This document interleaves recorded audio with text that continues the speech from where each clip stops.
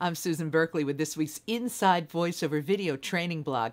Going to do something a little different this week, and that's to take a look at the 5 types of people who are absolutely not right for this opportunity. I mean, if you're on this list, just between you and me, you should not pursue voiceover, okay? So let's get started with number 1, and that's the person who is unreliable, who takes the whole lifestyle thing a little too seriously, and that means they bug out, they flake out. They spend a week skiing or at the beach, going surfing or going hiking, and they just disappear. They're off the grid. Nobody can get in touch with them.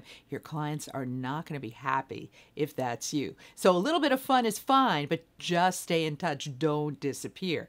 Number 2 are people who are not coachable. And there's 2 types of those. Number 1 is the person who's really argumentative. You give them some feedback, you give them some coaching, and they take it personally and they argue and they're going to fight with the director. Doesn't work in voiceover. The other type of non-coachable person is the person who's overly sensitive. They take everything personally. They might start to cry. They're like a little flower. That won't work either. You have to be professional. You got to keep it together and not take anything personally. Third type of person is bitter.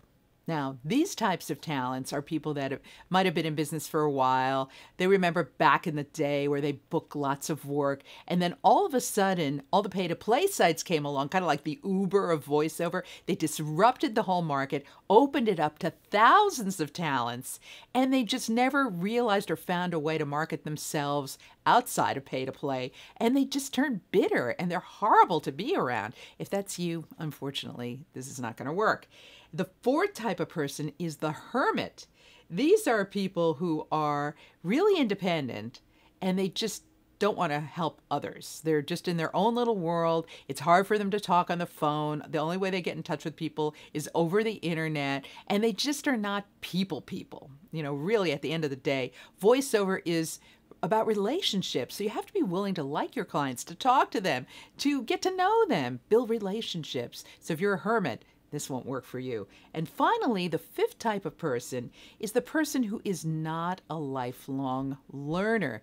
They maybe read a book back in high school, but nothing since, and they just, they don't take the time to learn to improve their skills, and that's fine with them. They know what they know, and they don't have the time or the wish to learn and keep improving themselves. So there you have it, the 5 types that shouldn't pursue voiceovers. I'm Susan Berkley. Back next week with more Inside Voiceover.